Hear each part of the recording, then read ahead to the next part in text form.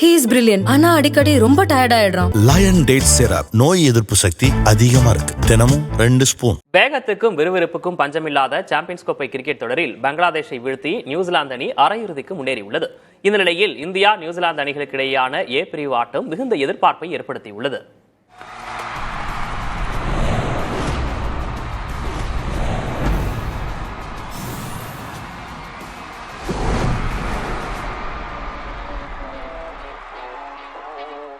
Champions கோப்பை தொடரில் தினமும் ஒரு சதங்கிற காட்சி நேற்று மிஸ் ஆகல.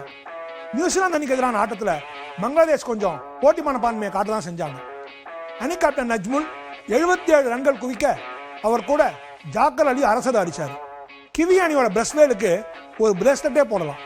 முத்தா 4 விக்கெட்டை சாச்சிருக்காரு.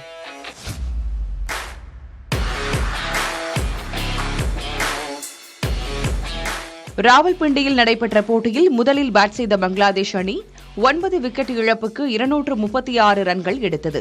பொறுப்புணர்ந்து விளையாடிய கேப்டன் நஜ்முல் ஹொசைன் ஷாண்டோ 77 ரன்கள் எடுத்தார். மத்திய வரிசை வீரர் ஜாக்கர் அலி 55 பந்துகளில் 55 ரன்கள் விளாசினார். சிறப்பாக பந்து வீசிய பிரேஸ்வெல் 26 ரன்கள் மட்டுமே விட்டுக் கொடுத்து 4 விக்கெட்டுகளை சாய்த்தார். காயம் காரணமா முந்தைய போட்டியில் விளையாடாத ரச்சின் ரவீந்திரா டேரல் மிச்சலுக்கு பதிலா அணியில் இடம் பிடிச்சாரு. வந்தாரு, பங்களாதேஷ் பந்து வீச்சை செஞ்சாரு, சதம் அடிச்சாரு, அணியை ஜெயிக்க வச்சாரு. இன்னைக்கு சதம் இல்லாம போயிருமோங்கிற குறையும் தீர்த்து வச்சாரு.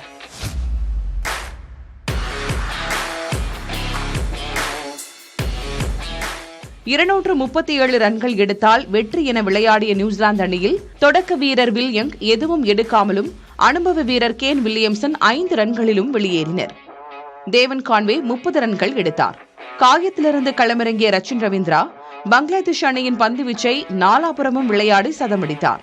அவருடன் இணைந்து வேகமாக ரன்கள் சேர்த்த டாம் லாத்தம் 55 ரன்கள் எடுத்தார். 105 பந்துகளில் 112 ரன்கள் குவித்து ரச்சின் வெளியேறினார். நியூசிலாந்து அணி 5 விக்கெட்டுகளை இழந்த நிலையில் 47வது ஓவரில் வெற்றி இலக்கை எட்டியது. இந்த வெற்றியை அடுத்து 4 புள்ளிகளுடன் நியூசிலாந்து அணி ரன் விகித அடிப்படையில் புள்ளிகள் பட்டியலில் முதலிடம் பிடித்திருக்கிறது. இந்தியாவும் நியூசிலாந்தும் அரையிறுதிக்கு முன்னேறியாச்சு. அடுத்து என்ன? கௌரவ போட்டி தான். தலா 4 புள்ளிகளோட நியூசிலாந்து அணியும் இந்திய அணியும் அடுத்தடுத்து மல்லு கட்டிட்டு இருக்காங்க.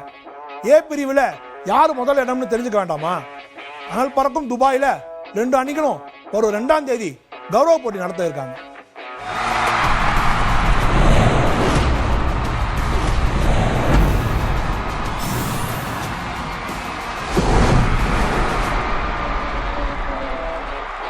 He is brilliant. ஆனா அடிக்கடி ரொம்ப டயர்ட் ஆயிடுறான். லயன் டேட் சிரப் நோய் எதிர்ப்பு சக்தி அதிகமா இருக்கு. தினமும் 2 ஸ்பூன்.